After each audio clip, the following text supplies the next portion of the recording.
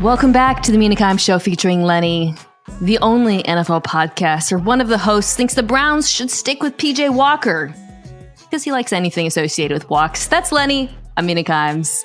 I am joined on this week in which a recurring character in the NFL universe of the last 2 years. I'm not talking about you. I'm talking about someone who's very important to recent NFL history might be starting for the aforementioned Cleveland Browns. So naturally, I had to bring in a quarterback expert to discuss this great development, but also some very exciting games this week. One that's really, really exciting. Of course, I'm talking about Colts Titans. Steven Ruiz, welcome back to the program. Thanks for having me. I was joking with our friend Charles McDonald earlier in the week. I was like, the best way to get podcast spots is to be a fan of a really crappy team that fires its coach all the time and to do quarterback rankings that nobody likes. The Panthers, you're a fan of the Panthers. I don't know if have you been asked a lot about the Frank Reich firing? Yeah, I've been making the rounds on the pods, kind of just verbalizing the misery that is being a Panthers fan. Well, we already talked about that. Dominique and I talked about the Panthers stuff earlier this week. We will not be talking about the Panthers today. I sent you a number of games.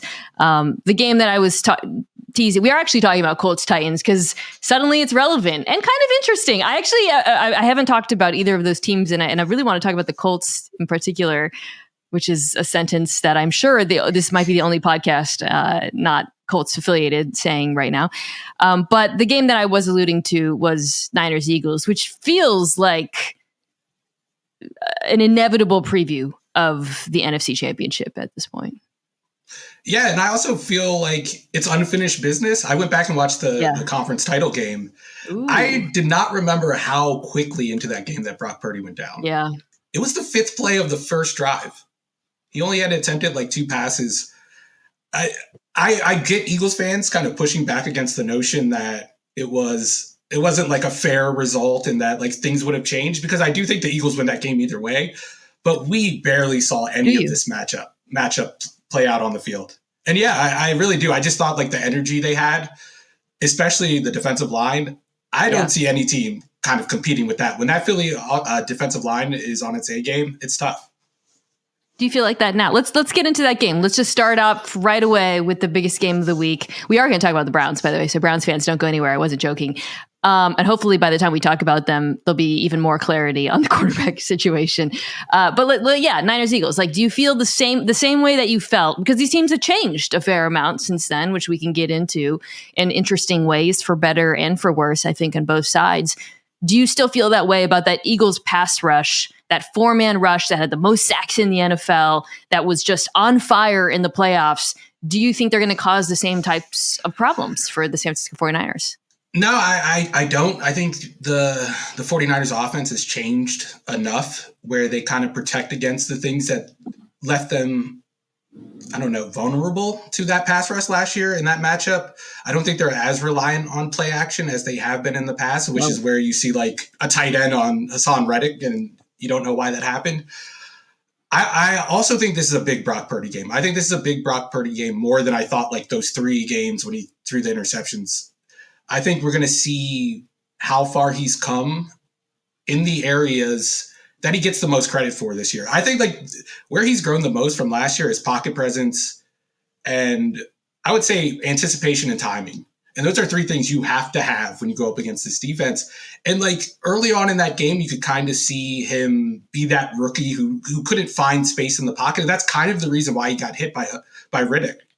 And if he has a totally different game, it's going to get harder for me and people like you to continue discrediting him. Don't put me in. I will say this. I have some text messages. Like, you sent me some texts. But anyway, I do think he's improved this year. I think he's improved over the last month. And I think this is the game where you would see it. And it's the game where it's going to be the easiest to appreciate the changes that he has made. Yeah, Brock Purdy, I do think he's better. And I think you hit on one of the areas in which he has improved the most is that at the end of last season, he did bail on some relatively clean pockets and a lot of his bad decision-making would flow from that. And you see him sticking with it longer. He looks more comfortable navigating pressure. And that's why, like, when you try to figure out what the weaknesses are of the San Francisco 49ers offense. This is, by the way, how I approach all Niners games, is just try to figure out their weaknesses, because they're such a dominant team. So Niners fans, if you're listening to this, the analysis comes from the place of the presumption of dominance. Like, you're such a complete team on both sides of the football. Whenever I go into a game with the Niners and I'm looking at matchups, I'm just like, how can you possibly attack this team? So we'll get to the other side of the ball. But offensively, Purdy, like, when you start pulling apart his splits, they're so good at everything. I've mentioned third down. That's obvious. It's a Shanahan offense. That goes beyond Brock Purdy. Almost every quarterback in this type of offense, the offenses tend to be works on third down. You can look at Miami, for example, which is obviously a buzzsaw on offense. So there's that. And then, his numbers do fall off outside the pocket. As much as he is a better creator than, of course, Jimmy Garoppolo. Most quarterbacks are better creators than Jimmy Garoppolo. He is at his best inside the pocket. The problem, and this goes back to what we were just discussing, is he is fleeing it less. So I think for Philadelphia, the question becomes, is there any way, whether it's through your pass rush, your different pressures look, they've been using a greater variety of pressures this year, and I think they're timing it differently with the new defensive coordinator. Can you create pressure and muddy the pocket for him in a way that's not just, we're going to line up and beat you guys? Yeah, I think that's the key. And I think that's one of the reasons why I'd say they went for a different type of hire when they did hire a defensive coordinator. I don't see this as a Jonathan Gannon defense as much. I do think there's a little more bait and switch to it, pre-snap and post-snap, which is something that they really needed. I think that was the main criticism of Gannon last year. And I think that's the case on both sides of the ball, is like, you can't line up and play and expect to win the rep. That's just something you can't do, because what you were saying earlier applies to both teams. Like, when you find weaknesses in both teams, it's hard because they're so well-rounded. I really think this game comes down to third and short. And I think that matchup is dictated by what happens on first and second down. Third and short for the 49ers offense is a lot different than third and short for the Eagles offense. So I think the play calling advantage is going to be a bigger factor in this one than it is maybe in other matchups where the Eagles go up against, I would say, more proven coaching staffs. Like, I would say Sean McDermott, his coaching staff is more proven than Philadelphia's. But if you watch that game, I think Philadelphia looked like they outcoached Buffalo. I don't think it's going to look like that this week. Yeah. Because I think Kyle Shanahan is going to make it harder. It's easier to find weaknesses on the Eagles defense than it is on the Niners offense, which is an all-star team, right? When they're all healthy now. So it's back to being an all-star team. The Eagles defense, when you look at them, there are obvious weaknesses. Linebacker is a clear weakness, especially, I think Zach Cunningham's going to play. Shaq Leonard was in town. I mean, that's clearly the weakness on this team. I will say, I thought safety would be a weakness. Shout out Reed Blankenship, because that guy's come in and played really well for them. He can play, man. Yeah, he can play. But they are the worst team in the NFL at defending tight ends in DVOA. This is obviously not a team that you want to struggle at when it comes to defending tight ends. It is not a team you want to play when linebacker is your weakness. So they're going to have to come up with solutions, because you know that Kyle Shanahan is going to use your patented microscope on that position. As far as third and short goes, I think that's one thing that I found really interesting about this Eagles defense too. The Eagles, we'll get to the Eagles offense and the way that they're different. The defense has been actually quite good against the run this year. The big bodies up front in particular have been excellent. And have the young guys, Jalen Carter, Jordan Davis, have been, Jalen Carter came in and played well from the beginning. Jordan Davis has really impressed me this season. I haven't talked about him much. Obviously, he had the big play in the last game, but over the course of the season, you're seeing him play more. I think this is a game where both of those players are really significant, especially on third and short, as you talked about. Yeah, and I think that changes the structures of the defense. When the 49ers attacked this defense last year in the title game, it was really about the run game, and it was about countering those. Because what the Eagles had to do last year to make up for their weakness inside was play a lot of bear fronts, packed those interior gaps. And that made it easier to kind of find answers in the run game. And I think it led to a lot of Christian McCaffrey runs where you got him out into space, which is where he's most dangerous. And that's when you can create explosive plays. When you can limit that and stop those explosive plays in the ground game, it makes it so much easier to call defense. And I think that's kind of what's working for Sean Desai. The numbers aren't as good, but I trust this defense against good teams more than I did last year. They also I think they've found answers as games have gone along, and they've gotten better in the second half. That's interesting. Yeah, they definitely do more different things, both up front.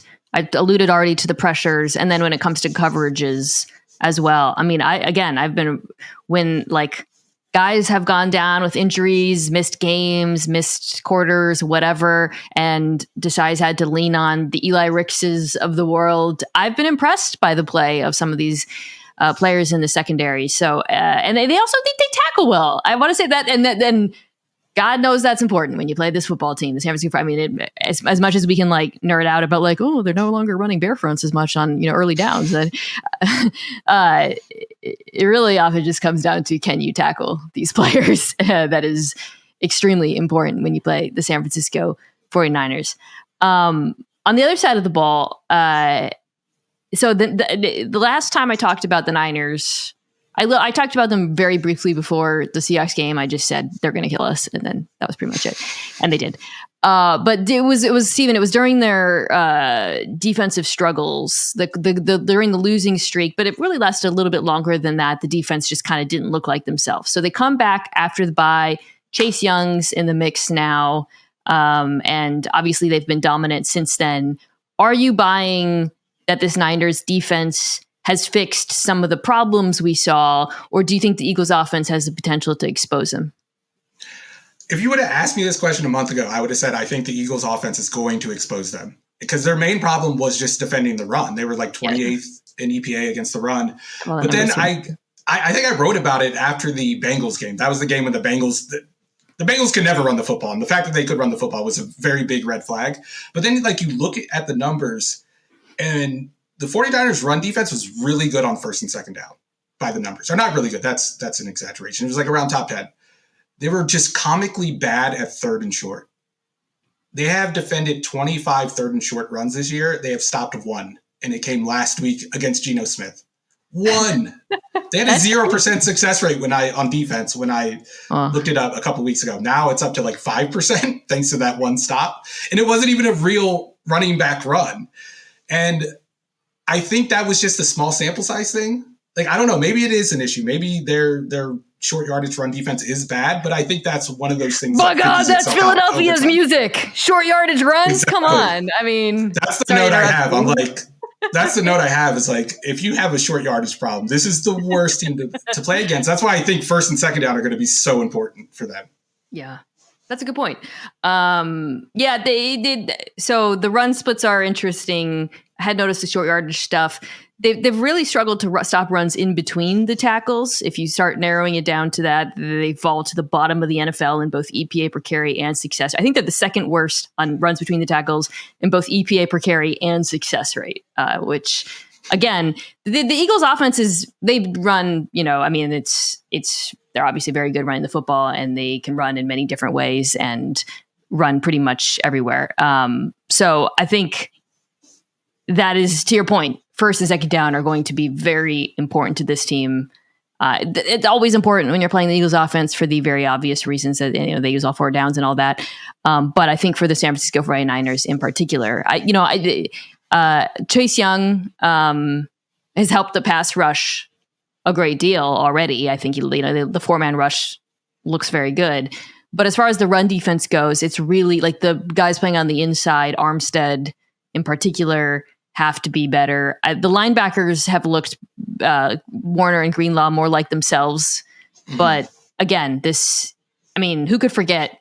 You remember this, Fred Warner in the championship game, struggling with some of the option stuff, the RPOs that the Eagles were doing. That's the other thing I wanted to ask you about. So Eagles fans hate Brian Johnson. I don't get it. It's funny because let's actually get into that a little bit. Eagles fans and their general anger. I feel like if I put out a poll on Brian Johnson, it would be overwhelmingly negative amongst Eagles fans. It's funny because if you look at all of the underlying numbers for the Eagles offense, it's basically the same as last year. I think one difference is because they've struggled a little bit in first halves, and then they've come back roaring back later. From a fan perspective, they've like built up anger as the game went on. And then by the time you get to the second, I do think there's something to it. Like it always felt like Steichen, who we're going to talk about later, he always seemed to know exactly, because the Eagles can do so many different things on offense. He always seemed to know exactly what pitch to lean on, like versus the particular defenses they were playing. And you don't really like with this Eagles offense. They put together some drives that look as good as ever. I would argue in the Bills game, the final 3 drives offensively, they looked, aside from the Jason Kelce false starts, as dominant and well called as any you'll see in the last couple of years. But I think with Steichen, it was so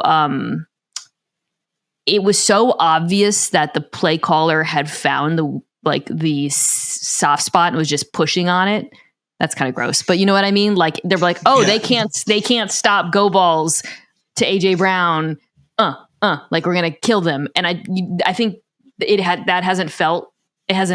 games haven't played out in the same way. So while the offense on the whole has been practically as efficient as productive, it doesn't feel as dominant in a way that's very clearly the work of the play caller. Does that make sense? No, it does. I think it's the same situation we saw in Buffalo. We saw that play out. The vibes are just different. And like when it's different, you have to have someone to blame. And yeah, there's one guy that's been changed, and it's Steichen to Brian Johnson. So you're going to blame Brian Johnson. I do think they've lost that little element where I think Nate Tice calls it the Occam's razor offense, where just do the most obvious thing and just keep doing it over and over again. To me, it's like playing. That's better than pushing on the soft spot, which is great. It's a lot better. Go with that. The way I would compare it is if you play Madden online, you're going to run into like a 13-year-old, and that 13-year-old is going to find like one play that works, and they're just going to keep doing it until you stop it. And if you stop it, they're going to find another play that kind of like exploits the thing you did to stop it. So I like to call Steichen like a Madden online player, and I mean that as a compliment. I think it's just the best approach to play calling. And I think Brian Johnson is still figuring that out, but my God, can we give the guy some time? Like I would also, another thing is defenses understand the Eagles offense better than they did last year. Substantively, when you look at the individual plays and tendencies, they are not different from last year. But I do think defenses have gotten better at playing them. I talked about this a little bit last week. I think Hurts's increased reticence to run has also changed the complexion of the offense and made it life a little bit easier for defenses. Still very good. And I think one thing they'll be able to do against this Niners team, so Talanoa Hufanga was injured, did not matter against the Seattle Seahawks, who have not really thrown over the middle of the field in like 6 weeks. I think it could matter against this team. I think they'll be able to. There's the Niners defense, I still think is very good, but in terms of the short yardage and inside between the tackles run defense, they can exploit that. I think the RPO game continue to give them some trouble, and I think they'll be able to attack, Ambry Thomas and Jair Brown in a way that the Seahawks couldn't. So I think this game's gonna be close. I do. Like I think these teams continue to match up really well. I don't feel like I think the Niners are favored slightly in Philadelphia, which I think is appropriate. That makes sense to me, but I don't know. I feel like this is going to be quite close. I think it's going to be close. I think it's a better matchup on paper for San Francisco than I thought a couple weeks ago. And I do think this pass defense, like it kind of went unnoticed because of everything that happened in the title game. Like they really put a lid on that pass game. Yeah. Without sacrificing too much against the run. Like they had, I think it was 140 yards passing, 120 yards passing, and 40 of them came on a catch that wasn't even completed. It came on the Devontae Smith 4th down catch that wasn't challenged. Right. So I wouldn't be surprised if it's a low scoring game, and I don't think people are expecting that. Okay. Well, before we get off this game, I do have one thing that I want to ask you about. You've seen the quarterback apology forums out there in the universe, right? Most recently, Cortland Sutton made one for Russell Wilson. Josh Allen one. I should have signed the Josh Allen one, honestly. Whenever that circulated, I owe him a signature. I never did. So I'll sign it. You can, Bills fans, you can send it. I feel like I've honestly self-flagellated so much about Josh Allen already. So, okay. So my question for you, Steven Ruiz of the famed quarterback rankings, known Brock Purdy suppressor, what would it take for you to sign this Brock Purdy apology form? Video audience, you can see it.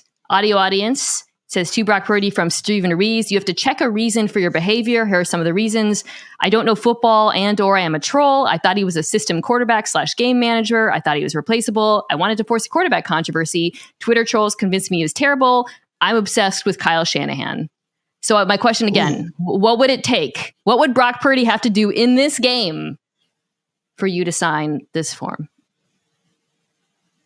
If Brock Purdy, this is tough. I need to see, like, it's hard to describe because I like have a next gen passing map in my mind. I have like a time to throw in my mind. I don't know how to put it. Like if Brock Purdy is knocked off his timing in the 49ers offense and still puts up decent numbers and wins this game, I'll sign the damn Ford. So if he creates basically on his own, outside of the structure of the offense, makes a few big plays, which he's done. No, I want him to create within the structure of the offense. Like first read's not open, but I find my second or third read on time in the pocket against a ferocious pass rush. And then I'll sign that. And it's either between the first box or the last box. At this point, I would like to reveal one thing before we move on to this game. I made this form myself. I just changed Jimmy Garoppolo to Brock Purdy. It was on the internet as a Jimmy Garoppolo apology form from about 3 years ago. You printed it out and everything? You have a printer in 2023? I have a printer. And so it is. This is an old Jimmy Garoppolo form, which I'll sign that one personally. You can mail that to me. Okay, let's move on.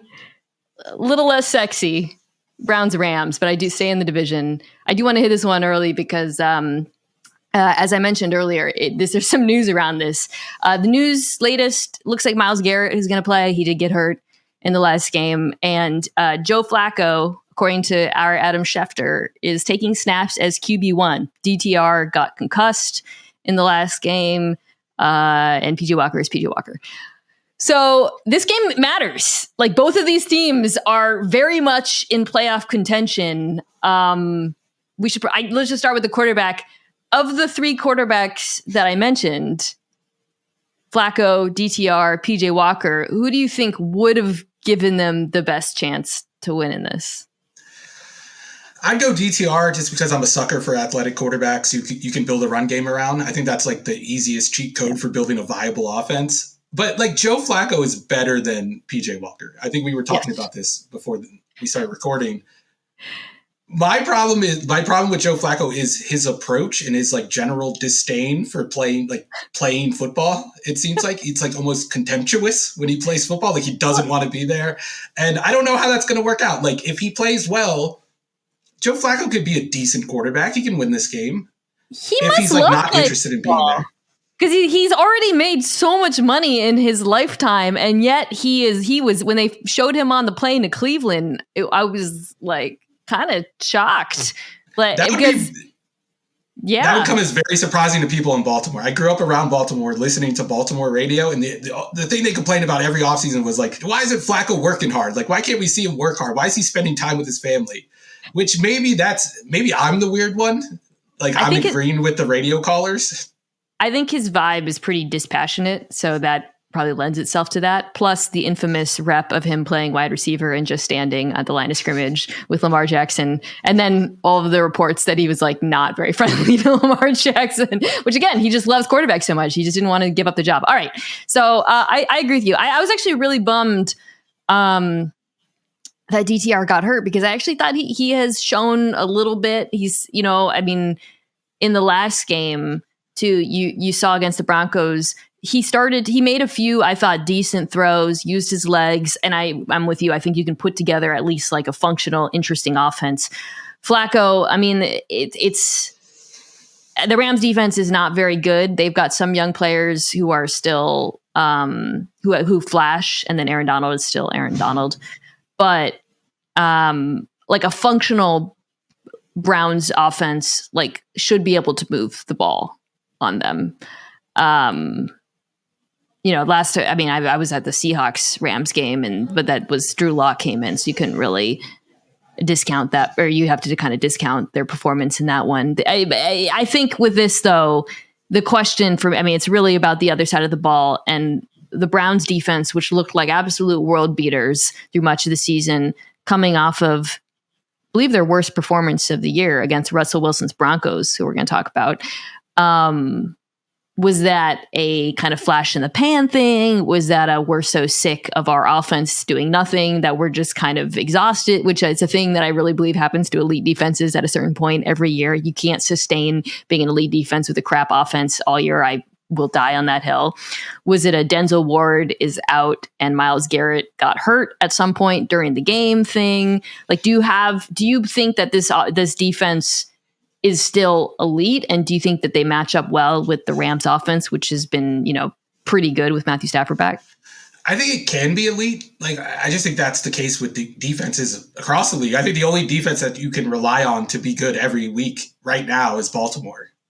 I think it's a matchup thing, and I think this matchup suits Cleveland really well. For one, I think this is going to be a loud game. Like, I watched Chargers Green Bay a couple weeks ago, and like you couldn't even hear the pads hitting. I feel like such like a old football guy, but like it didn't seem like real football. I think this game where you have the Rams who are just like running duo every play against an attack react defense, I just think it's going to be a line of scrimmage type of game. Whoever wins the line of scrimmage wins this game. And I do think this is a bad matchup for a Rams team that has kind of struggled in quick game.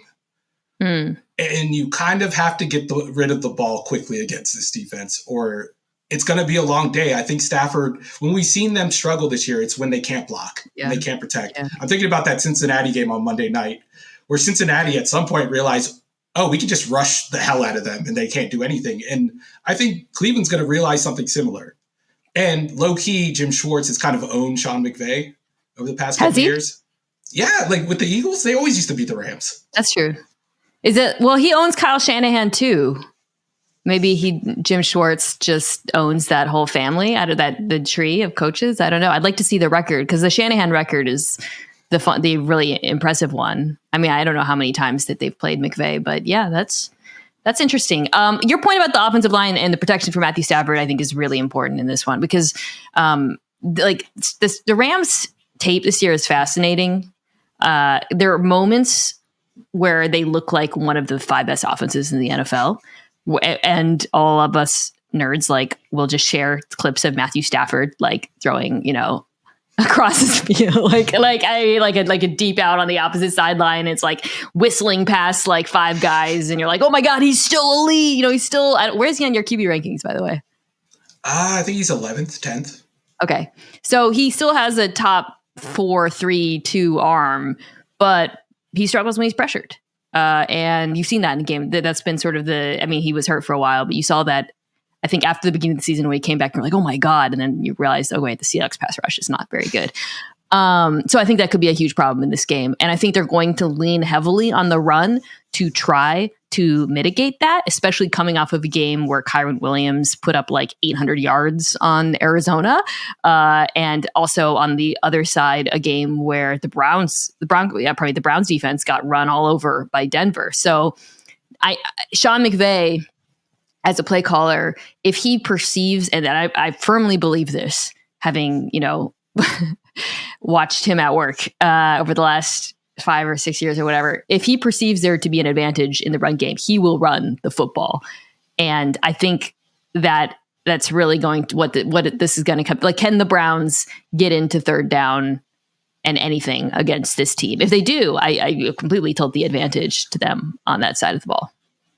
And I do think that's where McVay has kind of evolved the most over the last couple of years, is just finding different ways to continue to run his staple plays. I think they've invested more in the run game pre-snap, kind of, and this was always their thing, is what was the phrase that he uses?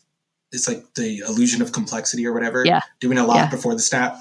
But I think now they do a better job of avoiding mismatches on their offensive line against the opposing defensive line. So if there is one reason why I think the Rams can win that, it's because of Sean McVay's own improvement as a play caller since he's last gone against Jim Schwartz. I don't know. It's just tough when you have to rely on that run game. I think when this team has been at its best is when Matthew Stafford has played well, even though it's come against not the best defenses, but it's when he does look like that quarterback that we tweet about, when we post clips about. And I just don't know how that happens in this game. I really don't. I don't think McVay can create that situation. Are you leaning Browns? Even with Browns. Joe Flacco? I don't know. I mean, this feels ugly.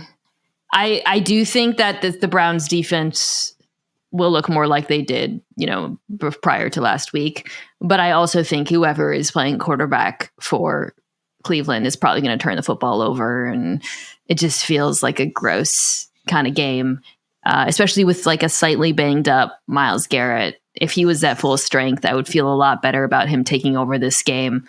I still think that the Browns defense, the pass rush in particular, will still be able to, I think, create a lot of problems, though. It'll be hard. I'll probably end up going Rams just because of the Flacco aspect of it and the Browns offense. But this kind of feels like a win and you're still alive situation. So it matters a lot, this one, for both the AFC and the NFC playoff picture. All right, let's take a quick break, come back and talk about an AFC South showdown between two teams that I haven't talked about in a while. Tickets to the game, merch, meals at iconic restaurants, stays at Caesar's Palace, all this can be yours when you bet with Caesar's Sportsbook. Win or lose, every bet earns reward credits, which you can redeem across the empire. Now, if you haven't started yet, register using code OMAHAFULL, and then place your first bet up to $1,250. If you win, great, keep those winnings. But if you lose, you'll get your stake back as a bonus bet. Okay, we are back. We are talking Colts Titans. Let's start on the offense. Well, let's take a minute to talk about the Colts broadly. Is Shane Steichen? I almost said Shane Steichen. Is he him? Appropriate. He is. Are we ready to call him Shane Steichen? Was it when Zaire Franklin pretended to be a fullback on that fourth down? Was that the moment that you were like, oh, he's definitely him? Or is it watching this offense week continue to move the ball relatively efficiently, despite the fact that Gardner Minshew tries to throw an interception at least once a drive? Like, what is it? When did you come to this realization about Steichen this year? It's been like a process. It was last year when I first discovered him, and I was like, this guy is my favorite offensive play caller, mostly because of the Madden thing I explained earlier. I think the Zaire Franklin thing in the game last week in particular, it wasn't just that play. There were a couple of fourth down decisions that I thought were really aggressive and really smart. I think he checked off like the head coaching box this year. And that was the thing that I didn't know. There's no way to know like how he's going to handle the head coaching responsibilities. And it's not like he's had an easy road. I mean, the Jonathan Taylor thing was messy, to say the least. You lose your quarterback in week 2, week 3, and he was already in and out of the lineup. Jim Irsay, I mean, that's all I have to say. Jim Irsay was there, is involved, and he's kept it together. They're not only 6-5, but it's not like Gardner Minshew is playing well at all. Not playing well. Or playing well in a way that is conducive to winning games. The Colts, can I just say, are every year there's a team that is a good litmus test for are you really watching the games? And I really feel like the Colts are this year. If you're speaking with anyone who says, yeah, and Gardner Minshew, he's really keeping them afloat, they are not watching Colts games. I know that sounds really mean, but that dude tries to turn the ball over. First of all, he's not pushing the ball downfield. All of the offense is it's very schemed up. They are running the football well. The offensive line is playing better. They kind of returned to form a bit, but he should have so many more interceptions than he does if you watch the games. Sorry, just had to get that off my chest. It's pretty bad. And then and one thing they're doing is just calling a bunch of RPO. Yeah, 24% RPO rate. Second place that's first in the NFL. Second place is at 19%. It's Buffalo. There's a 5% gap between them and the next team. And I think being able to run a viable offense based around RPOs in the NFL is basically impossible unless you have star talent at the receiver position and on the offensive line at quarterback. And they don't have any of that. Like, I like some of their players. I like some of their pieces Pittman. On offense. Yeah, I like Pittman. I like Downs. Obviously, Jonathan Taylor's a star, and I think he's rounding into form. But there are not a lot of pieces here to build a good offense, and I think they've done that. And I can't wait to see what this offense looks like with Anthony Richardson. No. I know. They are going to have a very, I was going to say it's not going to be very high. They're going to have a pretty decent draft pick. And if they could grab this is such a great wide receiver draft. Harrison's going to be too high for them. But if they could get like a Neighbors, potentially, Malik Neighbors from LSU, even like a Dunze at UW, like they have some real potential to give Anthony Richardson some weaponry next year. But I totally agree with you about the offense. Jonathan Taylor is not playing in this game. They haven't said how long he's going to be out, but when Zach Moss, I think Taylor is an upgrade over Moss. However, similar success rates, similar DVOA. Zach Moss was running the football very well for them. Some of that is because of the RPO game. Some of it is because, and I mentioned this, the offensive line really does look like they're back to being a strength on this team. And yeah, that's going to be the formula. I mean, the Titans defense, pass rush is still awesome. Secondary is still a disaster. So it kind of comes down to whether or not I think, well, they tend to defend the run with very light boxes. I wouldn't we'll see what approach they take against this Colts team, given the offensive limitations we discussed. But I do think it's going to just be like, just Gardner Minshew avoid turning the football over in this, frankly. On the other side of the ball, I want to say this about the Colts. The pass rush is good. Like the defense is like it's still a Gus Bradley defense. It's still like not extremely fun to watch. It's not rather interesting, right? But he has a good. He famously doesn't blitz a lot. He has a good 4-man rush. Like, it's not just Buckner. Odeyingbo, I think I'm saying his Dio into the second round. He has looked really good this year. I really believe. I don't know where they. This is the thing that shocked me. I think we were talking about this earlier. I think they're like a top 10 pass defense in DVOA, and that's almost entirely because of the pass rush. I mean, Grover Stewart's been suspended, but they've been able to hold it down pretty well. And I think that's for this game where this gets a little bit hairy for Tennessee, and why I think ultimately Indianapolis is going to win, because Titans' offensive line sucks. It's rough, man. That's not an offensive formula you want to go up against when you're facing a Gus Bradley defense. I think it's like the perfect offense to go up against. It kind of feels like the league has kind of come back to Gus Bradley. Like, he was like the star like a decade ago, and then the too high guy. And now it's kind of come back. Like, you're a Simpsons fan. There's like a scene when like Millhouse, he's wearing the high waters, and then it floods, and then he's like, "Oh, everything's looking Millhouse." That's Gus Bradley with his cover 3. If you have the players, you have to have. If you have the players. I mean, if Gus Bradley had like cornerbacks, they would be an amazing defense. But he only has pass rushers. Yeah. They can't play man coverage at all. They can only play zone. They can only really play spot drop zone, because you don't want to create those matchups with like matchup zones. I will say this about the matchup. I think Shane Bowen and Mike Vrabel got the better of Shane Steichen when they played the Eagles last year. I thought the difference in that game. Oh, yeah. There you go. The difference in that game was A.J. Brown just dunked on the entire Tennessee secondary. Like, They had the numbers in the right spot. It wasn't a quantitative problem. It was a qualitative problem. Was that the game that John Robinson got fired like right after because of A.J. Brown? That was the loser leaves town game. That's rough. What I do want to say something about the Titans offense. First of all, I said the offensive line sucks. Peter Skoronski is out there fighting for his life. It's like when you used to watch Chris Lindstrom on the Falcons offensive line. That's Peter Skoronski right now. Because outside of him, it is very rough. What have you thought of Levis? So I watched this game, the Titans-Panthers game last week. I I have my thoughts. I will reserve them. I want to hear your thoughts on what you've seen. Because it's been 4 starts now. He had that very hot start, simmered down a little bit. What do you think watching him? My comp for him hasn't changed since draft season. It's Big Baker. Like, I would not want to build around him, but I could see him becoming a decent quarterback. Like, you could see it. I wouldn't give up on him. That's how I would put it. I think the bones of a good quarterback is in there. It's about filling that out. I don't know if this Tennessee staff is the right team to get the most out of him, but I think how do you feel about him? Okay, well, first I'll start by saying I think the offense is actually optimized to him in a way that it was because I was watching. The Panthers are just such a show on the other side for a million different reasons in every possible way.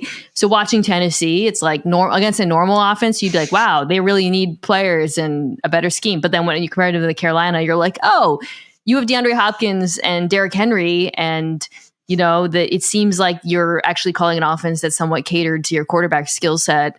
I think what stands out to me, he kind of looks like he did in college, which is to say he has an insane arm. That dude probably throws the best out route in the NFL right now. Like, that thing is and they call a zillion of them because of it, because it just whistles. It doesn't matter where he is in the field, where he's throwing to.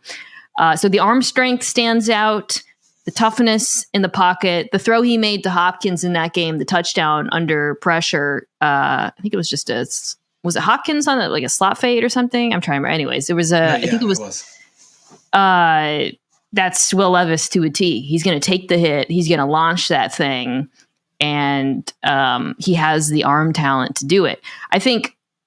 However, there's still he's not the best pocket manager. You don't see him. He's not like where, he's not an advanced processor in the way that you see with CJ Stroud. So the question is just kind of, can he improve at those things? Because the tools are there. I also think they could probably use him a little bit more as a runner than they do. I will say that. Yeah. Because he moves very well too. So it's a little bit of a mushy mouthed answer, but it is. I just kind of feel the same way I did about him ahead of the draft. Still a good pick where they got him, in my opinion. That's a good sign. Like, yeah, it's a good thing that he's not a disaster, because I think with him it was either this is going to be really ugly or he's going to be a decent quarterback. And I think it's becoming more obvious that he will be a decent quarterback. Like, he will stick around, at least he will get a chance to play quarterback. My concern with the staff isn't necessarily the play calling, because I agree with you. I do think they're maximizing him. I thought that first game was like it was a great game plan, like just shot plays all the time. My problem is, like, I want to see the development. Like, I want him to be put into uncomfortable situations that make him better, where he could start to fill in those gaps in his game. And I don't think the Titans coaching staff will provide him with that. I just want as long as he's in like a play action heavy offense, I think it works. I think it's going to work because the talent is there. And he has like those, like you said, the out route thing, that's a tool that you can use to build an offense around. The amount of times on drives, it's not a lot because they're not a very successful offense, in part because they have a non-functioning offensive line. But when you have a guaranteed 7-8 yards against certain coverages, that is a weapon. He's a good RPO quarterback too, by the way. He was like that. You saw that in college too. So like you said, there are things he can do that he does at a above average to higher level. And when we talk about quarterbacks and like, okay, is there something to build on? I think the fact that he has those tools in his toolkit at least give you a reason to believe. He just has to improve at the other things. So it's anyways, I'm a little bit optimistic. I'm not totally there though, because I'm not like there's so much to do on this offensive line. So much. It's, like I said, it's one guy out there fighting for his life right now. And it's tough building the play action offense. Yeah. You need a lot of pieces. Derrick Henry still rocks though. Love Derrick Henry. I don't know how. He's the new Adrian Peterson. I'm not going to count him out until I see it. All right. Well, I mentioned CJ Stroud. Let's talk about the Broncos Texans. Real quick plug here for my YouTube channel. If you're listening to this on the podcast, check out ESPN, or it's youtube.com/@Mina, or just look up my name on YouTube. I mentioned that here. The full episodes are on YouTube. There are timestamps you can watch. I'm doing a video on Friday about the Broncos. So I'll get into some of it right now, but you can, especially if you're a Broncos fan, really digging into what I've seen out of them this year and some of the reasons behind their improvement and whether it's sustainable on that video. But we will talk about it here because the Broncos are also in the hunt. Everybody's in the hunt. The Texans are in the hunt. They're both in the hunt. These games are meaningful. It's great, actually, because it means we get to talk about actual meaningful games in December/November between teams that, sometimes we wouldn't be able to. Broncos are coming off of the 5-game win streak. So the very short TLDR of what has happened is that the offense was never bad and the defense is turning offenses over. There you go. I do think it's a little bit more complicated than that. I think the defense has made some actual improvements and there's been specific changes in personnel and how they use the personnel. So let's start on that side of the ball because CJ Stroud is everybody's favorite quarterback right now. It's funny because they can't be like, wow, this Broncos defense hasn't played anyone. They played Patrick Mahomes twice during this stretch. So it's not like, you know what I mean? Like they had PJ Walker/DTR last week, but it's not like they haven't played anyone. Do you think that CJ Stroud will be the quarterback who undoes this recent string of success for Denver? Do you think they can give him any problems? Yeah, I do, because I think he's a quarterback that gets better as he gets later into the down. And that was always the question with him.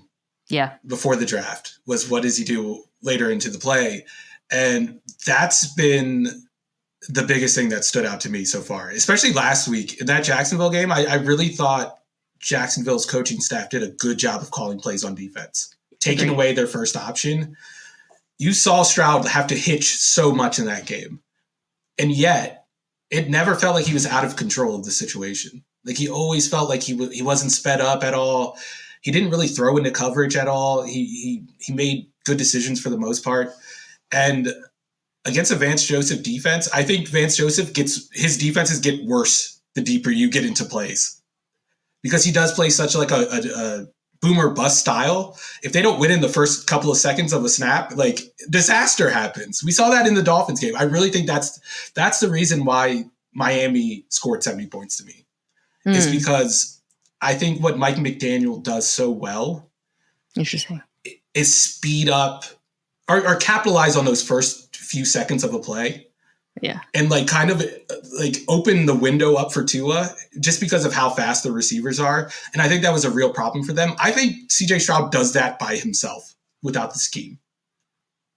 I think he slows time down. I think he extends plays without losing control of the situation. And against a Vance Joseph defense, like I wouldn't be surprised if they put up 40 points in this game. Wow. Okay. So a lot there. I'll start with, the Stroud side of it. I really like the way you described his play. And I think that was something like watching the Jags game on TV. I was like, wow, their Jags pass rush is just killing Houston, because CJ Stroud was under siege the entire time. You really saw his creativity, his play under pressure. It was outstanding. But then watching the tape, you realize, no, he's having to hold on to the football because of coverage on a lot of these pressures. And he also is very good at that. He has that Mahomesian quality, frankly, where he's very good at evading sacks, but also keeping plays alive, that calmness within the pocket, finding, opportunities beyond those first 2.5 seconds. Sometimes to his detriment. I would argue that's why he took those two. Well, I don't know if they were late in the play, but like at the end of the game when he took the 2 deep shots on 3rd and 4th down when he really shouldn't have, I do think it's because he has so much confidence in his ability to go hunting kind of downfield, which is, by the way, extremely preferable from a viewing perspective to watch a quarterback who does that. So it's the anti-Carr, in him. So I love that about him. And to your point, yeah, I think with Denver, if he can beat them quickly, early in plays, I think that is going to cause a lot of problems for them. I will say that is part of why they were so bad against Miami, but they also had some really bad football players on the field that are no longer on the field. And watching this Denver defense, this isn't something that is entirely captured in the statistics, but some of the players who were already playing are playing better, like Zach Allen, frankly. But then you also have guys like Baron Browning coming back from injury.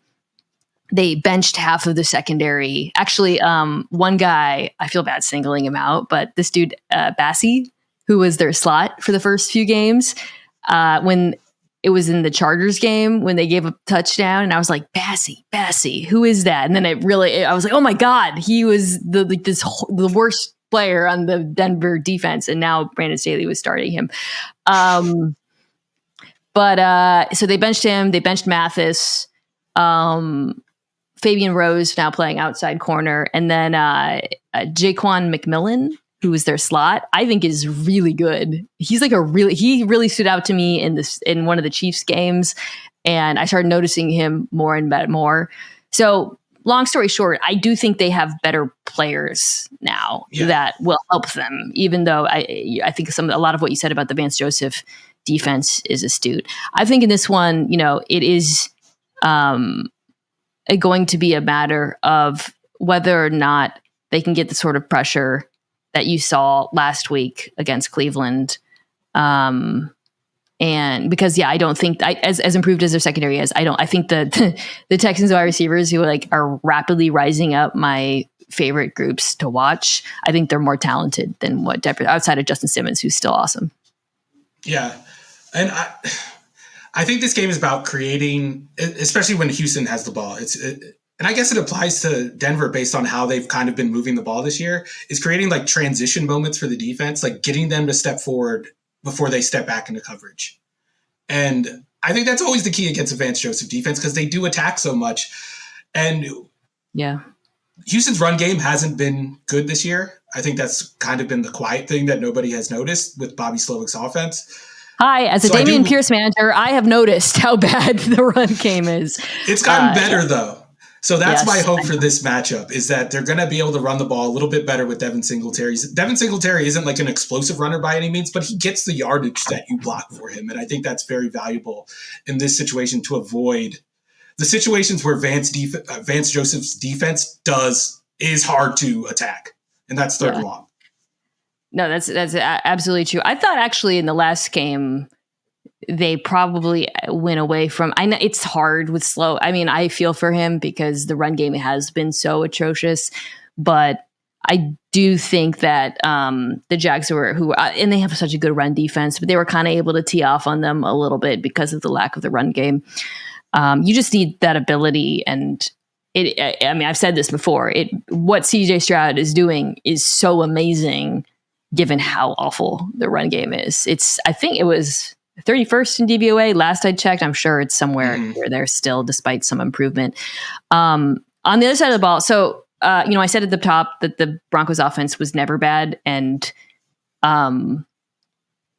they've just continued to be about the same, frankly, since the first. So that was, it was the first few weeks, they were fine. They've continued to be fine. The Broncos offense, I think you and I talked about this. I don't remember if it was in a division preview or what, but maybe it was when we were ranking quarterbacks and we were talking about Russell Wilson. They're kind of exactly what people thought they would be when they hired Sean Payton, pardon me, and then given the personnel moves that they made this offseason. Russell Wilson is basically like Alex Smith now. He's a first down quarterback. He's an early down quarterback now. What's amazing though is, and I want to give him credit here. He's 35 now, and he resisted this for last year. So often the refusal to check it down, trying to keep plays, and then when he did check it down, the inaccuracy. He is fully leaned in this year. He is checking that thing down. I think he has the second lowest average depth of target in the NFL. The offense is reasonably efficient as a result. The offensive line, which has been really healthy, is contrary to last year, is playing fine. It's a very boring offense with like 3 cool Russ plays a game. And then he's using his legs and he looks better. I want to mention that too. He looks a lot more mobile this year than he did last year. But that's the formula. Yeah. It's pretty simple. It's like 2013 Russ. Yeah. And I think like... Well, minus the really cool plays. He doesn't do that anymore. But credit to Sean Payton. For everyone expected him to try this. I didn't think it was going to work as well as it has. I thought it would work fine. It's kind of like the Seahawks offense last year. I thought the Seahawks offense would be fine without him. I didn't expect Geno to do what he did. But we've seen a similar situation. I give all the credit to Sean Payton. I don't think like Russ is... He does look more mobile. He scored his own read touchdown last week, which is very impressive. I haven't seen that in a long time. They were shocked, by the way. Like they did not. Cleveland did not see that coming. But yes, yeah. But I still think this team has problems on 2nd and 3rd down, and that's when you see the franchise quarterbacks make the difference. On 3rd down, that's when like the check down thing doesn't help him out; it hurts him, and then he kind of has to resort to hero ball Russ. And I think that's when we've seen like the ugly reps. Yeah, and I think D'Amico Ryans is going to put him in those situations. I think D'Amico has checked every box he possibly could this year as a head coach. Are you so impressed by the Texans defense? I guess given the talent disadvantage that they have at some spots, what they've done is pretty impressive. When I watch them, I have mentioned this before. I do think that they tackle and hit in a way that is like vaguely reminiscent of the 49ers, but they don't scare me. I would not be scared of them as an offense. It's like the developmental thing. Like you can see their young players. The young players you want to see do well are doing well. And then I do think you could see him trying to figure things out on defense. And this is a physical defense. I think that's the thing that stood out from the Jags game the most is like watching that game. It didn't feel like I was watching like a crappy AFC South matchup. It felt like I was watching like a playoff game between 2 real teams that know what they're doing. And I just think that's the best sign of a good coach. It doesn't matter what side of the ball you're on. I think if your team plays hard and you can change the identity of a team that quickly, I think it's very impressive. Yeah, I think it's just going to be, can you stop the run and the play action passing attack on early downs against this team? Because that's what Denver wants to do. And there's been games where Houston has done that better than other games. I think I was actually pretty impressed by the Jaguars offensive line against this 4-man rush last week. I think the Broncos offensive line is actually better than the Jaguars offensive line. So if they are unable, I mean, it's Russell Wilson and Trevor Lawrence are night and day when it comes to how hard it is to sack this quarterback.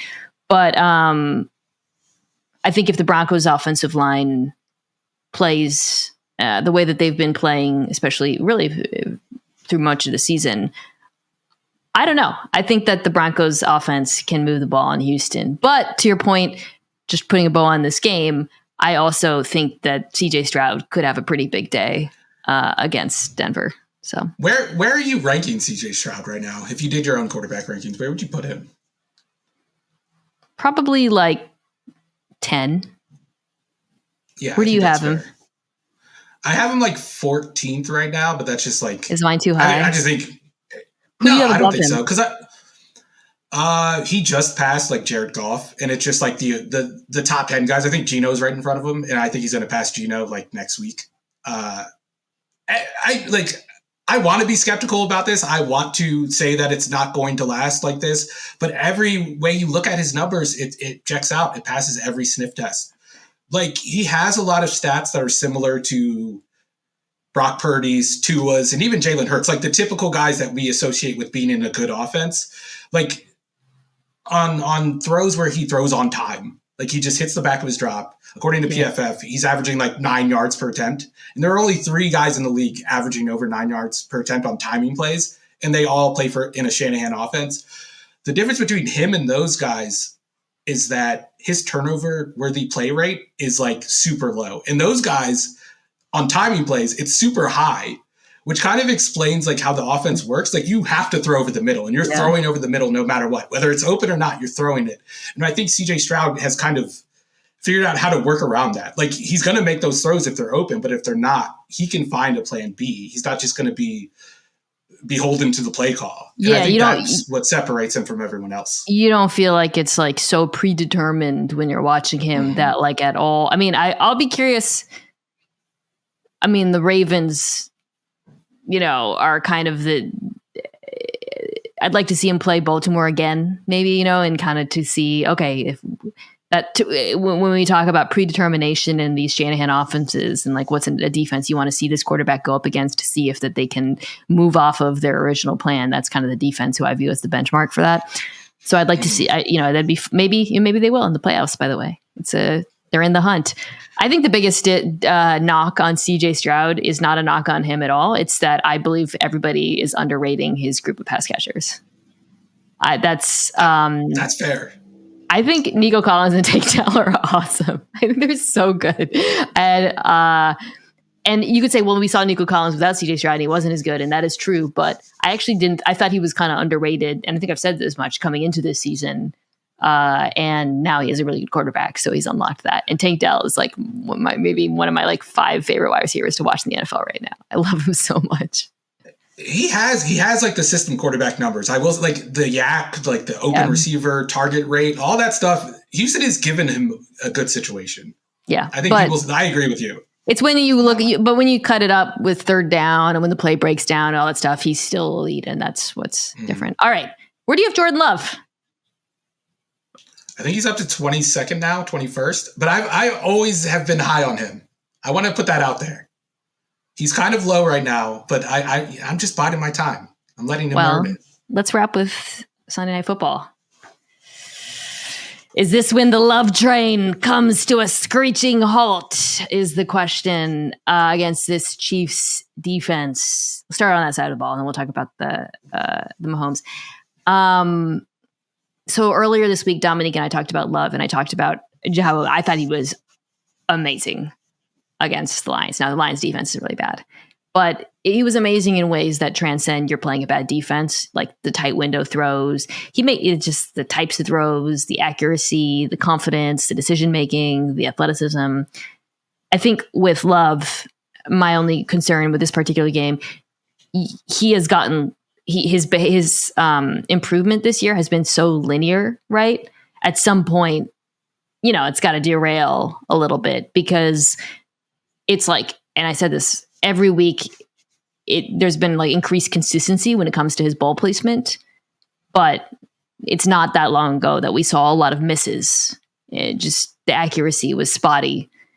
He was nails this last week, but I don't think that's it's not like, oh, this is how accuracy works. Every week you're better and now you're just awesome. Yeah. It seems like he's probably going to be due for a game where suddenly you see a lot more bad balls because he had them not that long ago. And I say that as someone who's clearly very high on Jordan Love and his development this year. This is going to sound like an insult, but he's a bit of a bozo, like in a good way though. Like in a non-Derek Carr way. Well, who does he remind you of? Give me more of like an example. Like I want to parse it. My preseason comp was Geno Smith. I think he's more athletic, but the way he processes stuff in the pocket, the way he kind of approaches pocket passing is similar in my opinion. And I think there is with Geno, especially early on in his career, there was that same thing you're talking about where like 1 week he looks really accurate and like he even strung together a couple of months where he looked like a really good quarterback, but then he always has those games where the accuracy issues pop up again. And I think that's my only block with like going all in on Jordan Love. And I would have said that before the season started too. You watch him against the Eagles last year on that Sunday night game and you consider the situation. And I'm not someone that likes to hone in on like narrative stuff and be like, oh, it was like a big spot against a good, like in crunch time and all that. But the way he approached the game really stood out to me. Like he came in throwing hole shots to running backs. Yeah. He was throwing no look passes against the eventual defending NFC champs. It was very impressive. And I think that's something, that game, I went to Green Bay's training camp. I wrote about Jordan Love before the season. And I talked to Adam Stenovich and I kind of asked him about that game. And I asked him, was that the game where you guys had confidence in Jordan Love? Like, is that where he kind of proved to you that he had something to him? And they all say yes. Like that was a huge game in his development. And I think this game against the Chiefs, You talked about like wanting to see quarterbacks go up against certain styles of defense. This was the first defense he faced as an NFL starter. I mean, it's a game that he still brings up. Like I talked to him in the locker room. He brought up this game and Spags' game plan unprompted. I didn't have to ask him about it. And he said that was the game where he kind of like learned how the NFL works, where if you don't have an answer for something, they're just going to keep doing it. And in that game, Spags blitzed the hell out of him. It was insane. I've never seen anything like it. He didn't have an answer. His answer was spam throws to Devontae, which is kind of a smart solution. But the Chiefs were able to take it away, and he didn't do anything in that game. This is the litmus test game. We're going to see how much he's grown in this game. 8th in QBR versus the Blitz this year. 6th in QBR versus DB blitzes. Obviously a smallish sample size, so we know that's something that Kansas City likes to do. 7th in QBR. This one I'm always like a little bit wary of because it just can mean so many different things. But 7th in QBR this year versus disguised coverage. Again, another thing that you're going to see a lot of from Kansas City. I do think they're kind of unique in some of their looks. I think they're going to play a lot of zone against him, but change the way that they play it on a pre-snap, on a down-to-down basis. I think Spags is going to blitz. I wouldn't be surprised if it's a lot of simulated stuff up front, if he tries to just kind of completely muddy the picture for him and break some of his tendencies. Yeah, it's a bit of a litmus test in that. It's also a litmus test for these young Packers receivers who we talk about Jordan Love's development. They have improved just as much comparably. And it's no coincidence that those two things are kind of going hand in hand. This is a very physical Chiefs secondary, arguably the most physical secondary in the NFL. They're going to push them around, So, it feels like a true test for. The Packers' offensive line has played much better as of late, and I mentioned how good they were last week against Detroit. Chiefs' pass rush is much better than Detroit's. So, and again, with the Sims and stuff and the creepers and all that, they're going to have to mentally handle everything that gets thrown at them up front. It's going to be really tricky. The only thing I know with confidence about this game is that Chris Collinsworth is going to start by making a joke about how Jordan Love's parents had the worst seats against that Chiefs game. Oh yeah. Remember that? They were like sitting in the nosebleeds. Mike, they've got better seats this year. I know that's how it's going to start, but beyond that, I don't know. I really think this could, on this side of the ball, I really think on the other side of the ball, I think Mahomes can be fine. We'll get to that. I think this could go a lot of different ways just because of the improvement aspect. And to go back what I said at the beginning, how improvement isn't always linear. If he plays like he did last week, even against a better defense, they'll be fine. Yeah. But I don't know if he will. I think the one thing that will help him a lot in this game is like he's a fluid thrower. Like that's the thing that really attracted me to him. I love watching him throw, man. On. Like arm angle, sidearm, and I think that type of play really stands out against this type of defense. Like that's why Spags is such a good test for quarterbacks to me, is because he's going to attack you and he's going to put you under pressure and he's going to force you to throw from uncomfortable pockets. And like for me, that's the best test for a quarterback. And if Jordan Love can do that and he does all like the sidearm stuff, all of the Patrick Mahomes stuff, the no-look pass, he does no-look passes too and never gets credit for it, then I'd be excited if I was a Packers fan. In Ravens Chargers, Jason Garrett, of all people, kept talking about Lamar being an athletic passer, which sounded problematic, but wasn't. He was talking about the sidearms and stuff. And that's how I think Love has a lot of that, actually, like the Lamar-ish kind of way of passing. When he is in the pocket, the way he throws the football actually does remind me a little bit of Lamar. Yeah, it's fun. It's fun, in especially like in the red zone. Some of the touchdowns he throws because of that, because of his ability to do that and throw off platform. I think that's it is why I was high on him coming into this season, and then I was like, ooh, I don't know. Earlier in the year, it didn't look great, but I feel like the arc has everything's kind of come around. Now that could look really stupid. I don't know. I am not ruling out the possibility that Steve Spagnuolo puts him in an absolute torture chamber, and we have to walk back all of our pro Jordan Love takes. But because C. Sagnola is having a hell of a year, so we'll see. I also think, by the way, can I say one thing about Love? I think he has beaten the Trey Lance allegations already, and that was the big thing for him. We don't need to do a Jordan Love apology for him on this show. I will say one thing that would concern me is if, even though he's actually been very good from behind, obviously they've had some like crazy comebacks, but I do really prefer this Packers offense when they're ahead, especially against a Chiefs defense that's still a little sus against the run. Wish they had Aaron Jones in this game. If Mahomes comes out to like an early lead, then I'd start to get worried about this passing attack, especially again if they're forced to pass a lot against this particular defense. And that would be my concern, because I think Patrick Mahomes will be fine against this offense or defense. Yeah, Green Bay's very much a game script offense is how I would put it. Like they have to have the right game script to play their game. On the other hand, like on the other side, I wrote about this in the quarterback rankings. I do a little intro every week, and like nobody is talking about Patrick Mahomes this year, and I understand why. Like outside of conversations about his supporting cast, I'm not so sure this guy didn't take another step this year. Like watching him against the Raiders. Oh my God. I have never seen him play like that before. The corner to it was Kelsey, right? It was the corner. So I actually happened to have that. I was looking because I wasn't out on in the game when it was happening, but I happened to be. I think the other game I was focusing on was in commercial break, and when it happened in real time, I was just. And so it wasn't even. I think they showed the end zone view later, but I was just watching it on TV. Like that's the kind of throw that will be lost to the sands of time. We'll move on. Nobody will remember this game. It's probably like one of. I mean, people hate it when you praise Mahomes, who aren't, Chiefs fans.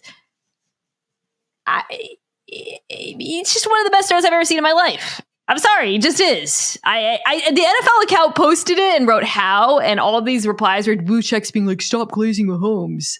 I was just like, there's never been more evidence that that this site is broken than people not understanding how absolutely insane that throw was. The throw. It was insane. Insane. And if he was a pirate, he knocked the parrot off his shoulder. Like that's what he did. He knocked the devil. He had the angel of the devil. He knocked the devil off the linebacker's shoulder from 30 yards away. It was, and the thing that annoys me the most about those replies is like if he makes a crazy throw, like a no-look throw where he like throws sidearm, everyone will be like, oh, well, whatever. Like those throws they're just highlights. They're social media highlights, like play the quarterback like a real person. But when he does a play like that in structure, that type of throw, he doesn't get credit for it still. And the thing that stood out to me the most this year is we talked a lot last year about him kind of maturing as a quarterback, like taking the check down, being more patient. I think what he's done this year is combine that style with how he played early on in his career, which is just bonkers to me. Being able to kind of find that right balance, because that's a balance that some of the best quarterbacks in the history of the NFL have had trouble finding. He's kind of speed running that. Like even like Aaron Rodgers, you can argue was a little too conservative at times. And no pun intended there. You could say that on and off the field. But I think like the interception rates and all that, Patrick Mahomes has figured out the right balance. And I shudder to think what he's going to look like in 5 years. I don't know what it's going to look like because I think he's as close to a perfect quarterback that I've ever seen. If you thought the NFL account was glazing, don't listen to this podcast because certainly don't watch it because the faces I made describing that throw. So we talked earlier about we just talked about the Packers' love and the receivers stacking performances. I think what I want to see is, can Rashee Rice do it again?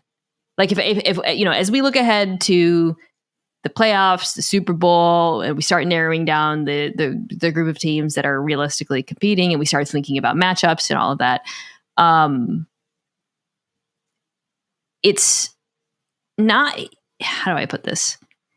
He doesn't have to be great for me to feel okay about this offense. It is, and it was really because I was clipping some of his catches. He had a bunch in the last week against the Raiders. I think he put up over 100 yards. It was like his breakout game, right? And it's such an obvious thing to say that because defenses are so dialed in on Travis Kelce, the Chiefs receivers all have like one-on-one opportunities. But oh my God, it's like watching, I don't know. I'm going to make a horrible basketball analogy. Like Rashee Rice is Andre Iguodala. Okay, I was going to say it's like watching Iguodala when Steph Curry and like watching the defensive gravity. That's not a really good one. What is yours? There was a game when Steph Curry was in college where he played like a local college in Maryland, and their strategy was to put like 4 people on him and leave everybody else open. And he scored like 2 points. The team got blown out, and it was a terrible game plan. But Steph Curry only scored 2 points, and I think like that's the kind of situation you're getting. We both went to Steph Curry. I have told this story before. I don't know if I've told it on this show. I just an article about Zion Williamson, and I went to South Carolina to do it back when he was at Duke. And I went to his high school, and he went to like a really tiny private high school that did not have a football program, which is why Zion Williamson isn't a tight end in the NFL right now, maybe. But anyways, the picture of the high school basketball team, it's very funny. And I interviewed one of his teammates on the team who just happened to be at the school assembly, who was about my size. He was a young man. I can't remember his name. Maybe Pardeep. I don't know. He was about my size.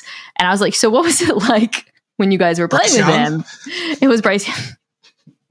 Oh, and he was like, literally, it was like when, like a dad and children and the entire defense would just be climbing on him. And it would still often be a bad decision for him to give us the basketball, even though we all had like wide open layups all the time. Anyways, I thought about that watching this Raiders game, watching the dots are really funny to watch too, because you could just see the Travis Kelce attention. It's Prime Vision is, anyway, sorry, this is way too long of a tangent. The point is there's so much attention paid to Travis Kelce this year. All you need is one of these wide receivers to just make a few plays a game. I thought Rashee Rice, all year long, he has been good after the catch. That's kind of he's good with the ball in his hands when he catches it. I thought this game in particular, though, he did a bunch of things that would be very encouraging if you were a Chiefs fan. He actually caught a contested target downfield. It was just a go ball, and Mahomes trusted him. It was to his back shoulder, and he went up and got it. That's big. There was a play where the play broke down. Mahomes was doing Mahomes things, scrambling around.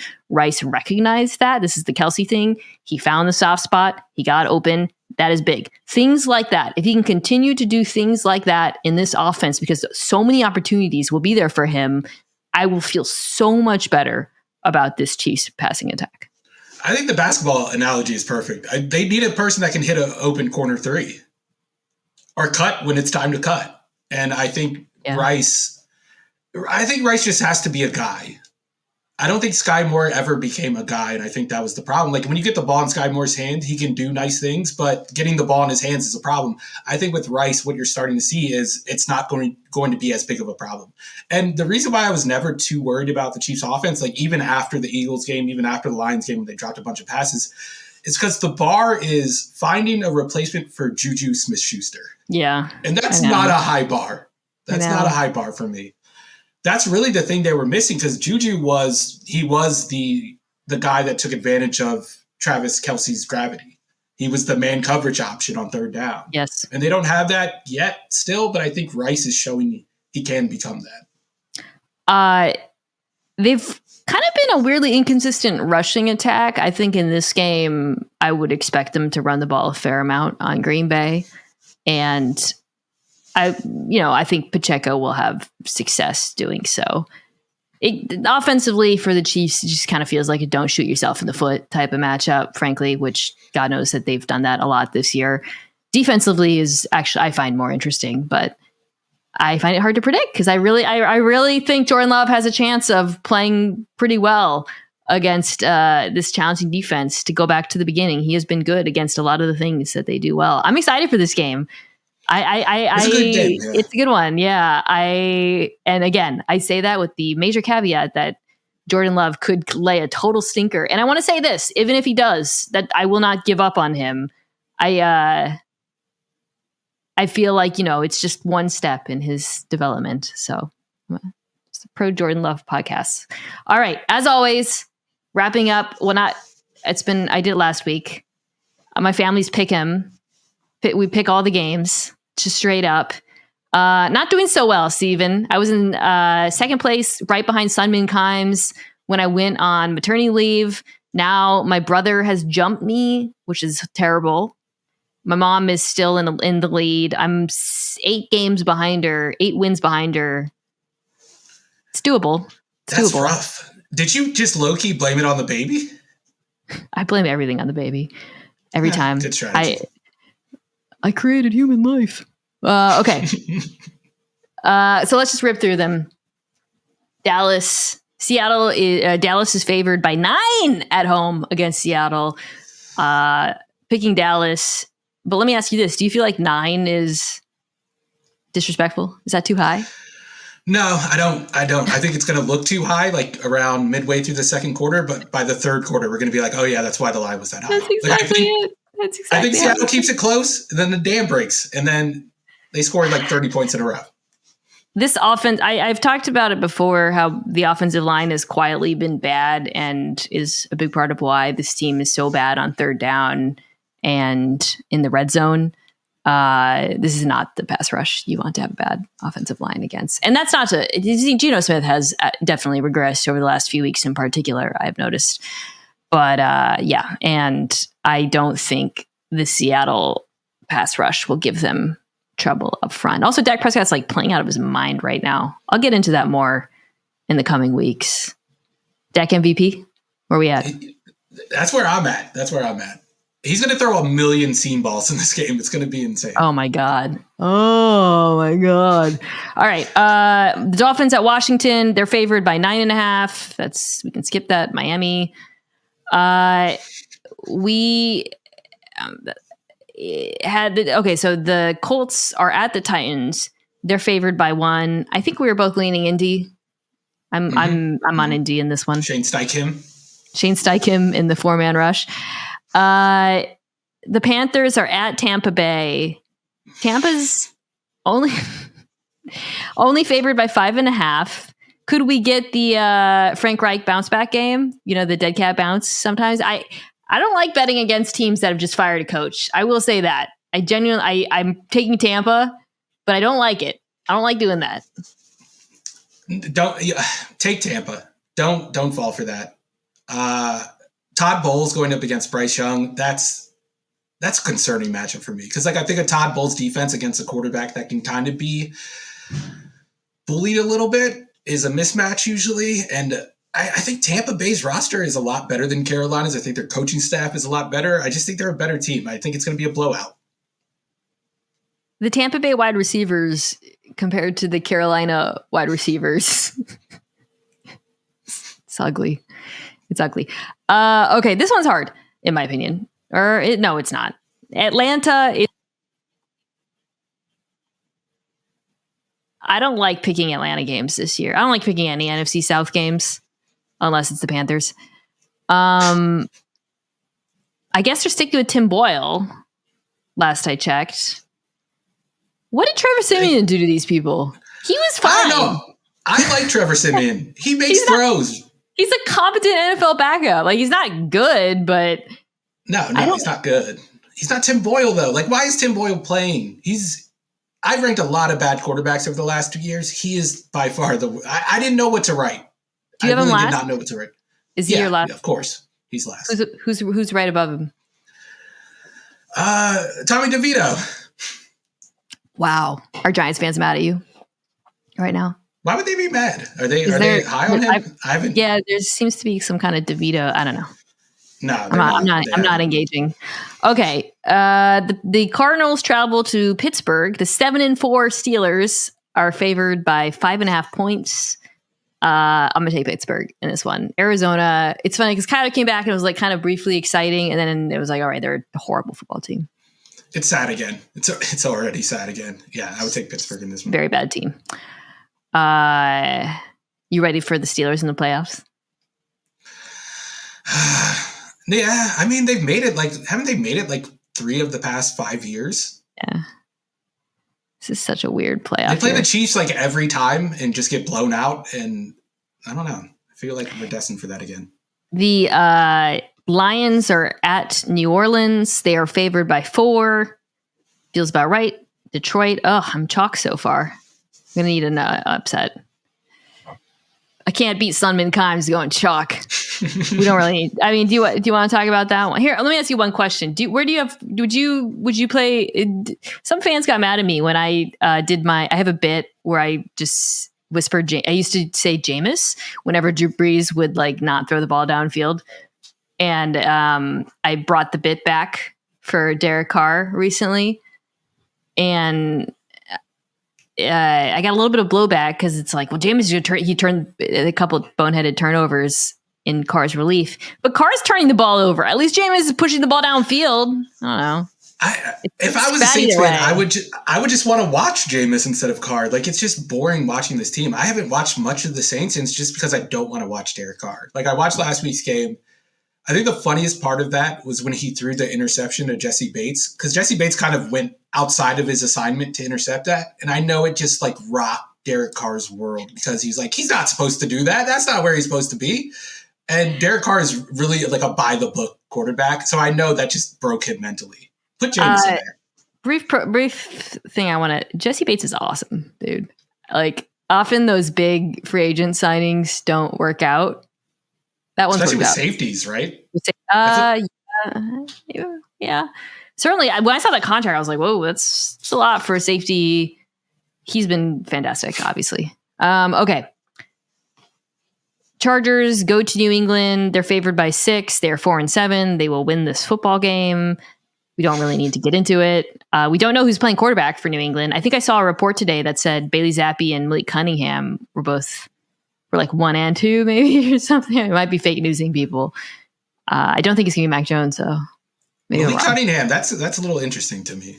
But I'm with you. I think the Chargers win this. They have to win this, right? I floated Justin Fields to New England earlier this week. I like it. Justin Fields, Marvin Harrison Jr. with their Mike McDonald, new Belichick. New Belichick. His eyes are too kind. Harbaugh is the ultimate kind eyes guy. Every time I see him, I think that.